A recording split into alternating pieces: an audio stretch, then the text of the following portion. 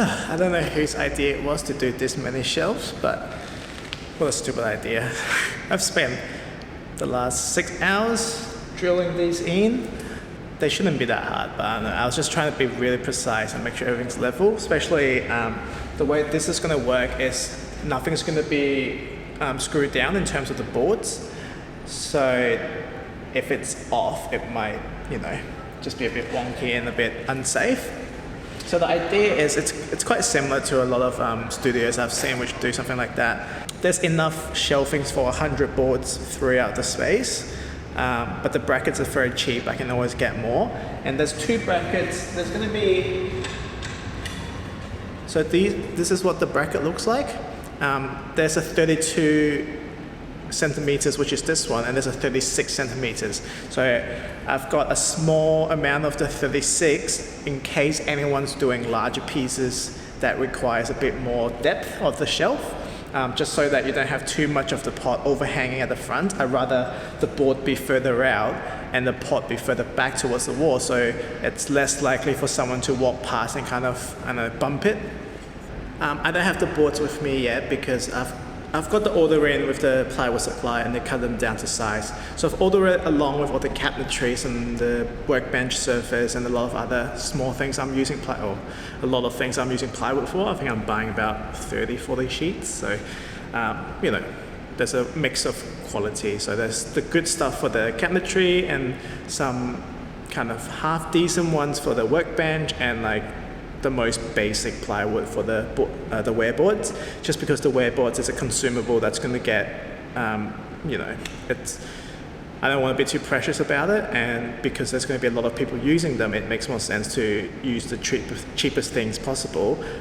Structurally it will still be sound, it's just it won't have a perfect surface. It might have some knots here and there, and that's fine. It's just to put your pots on to dry.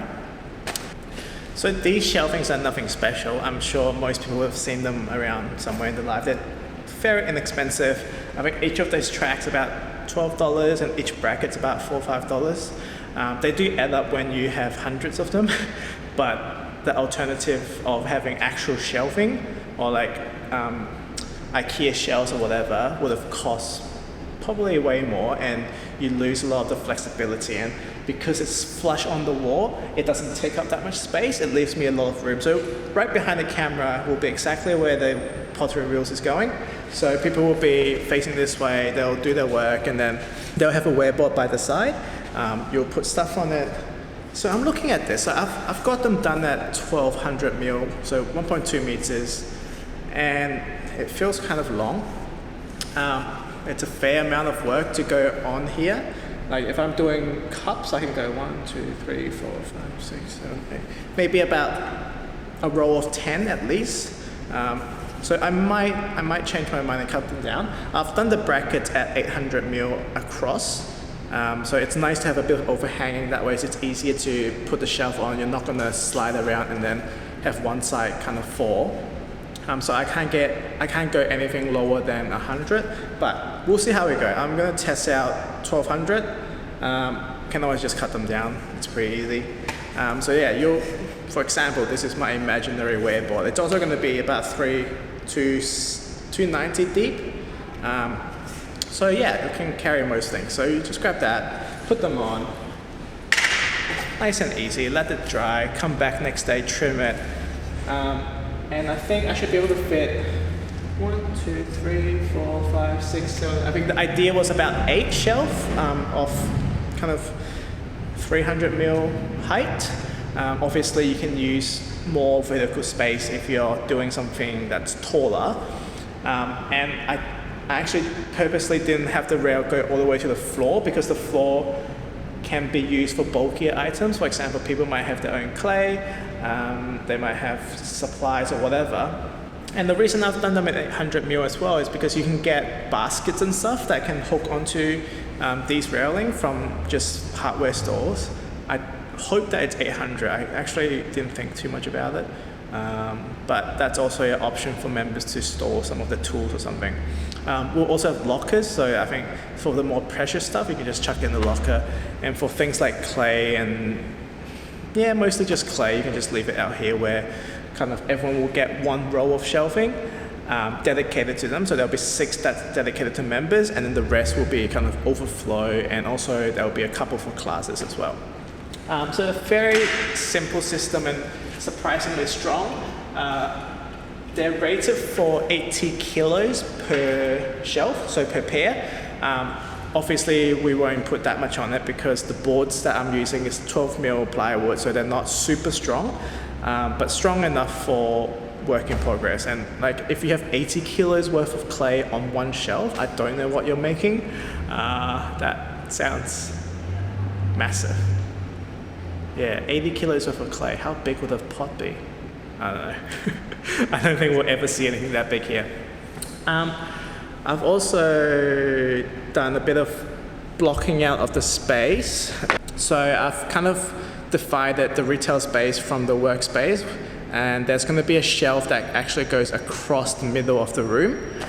It's actually a really exciting project with Revival, who basically took down the joist, and we're going to reuse a lot of that timber, and probably all of it, to renovate the exterior. We're going to do a timber cladding and change it, because we've got aluminium window frames right now. We're going to clad it with timber to make it look like a timber frame. It's going to give it a really fresh and organic look at the front, and we're reusing timbers that were salvaged from this location. Those timbers are also going to be shelves in the middle of the room. So I think it's a really nice thing to do, instead of just chucking them away. And they helped me get it down, which was, amazing, because it would have been too much to do by myself. Yeah, and the workshop is really cool. Went for a meeting and took some pictures. It's such a nice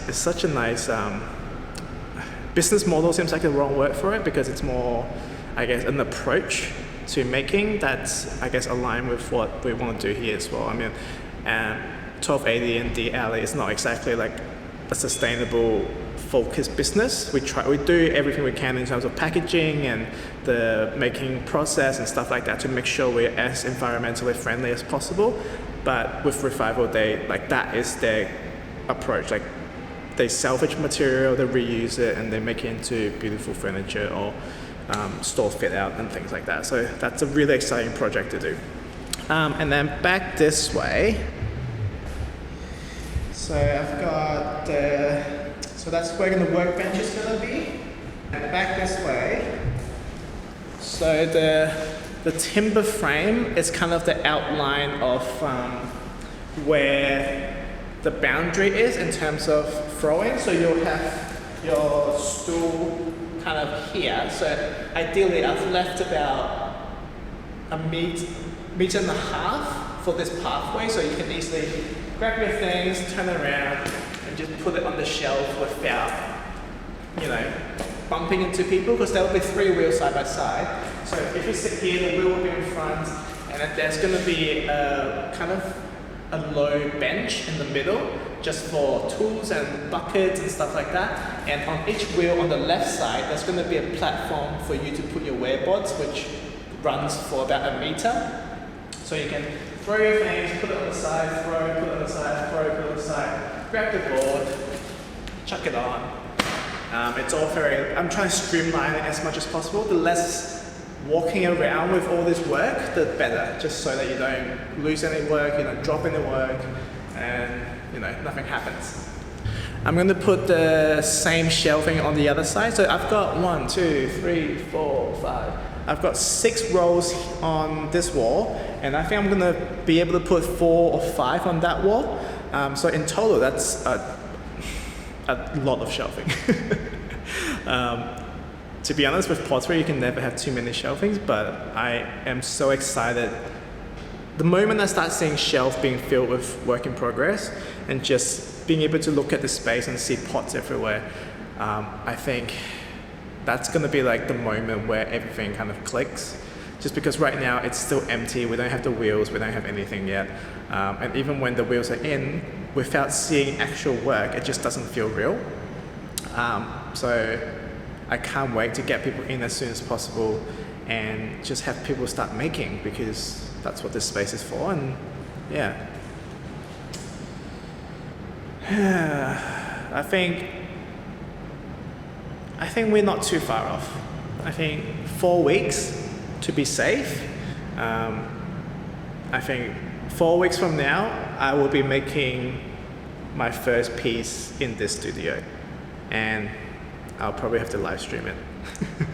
Just because it's gonna be like a milestone.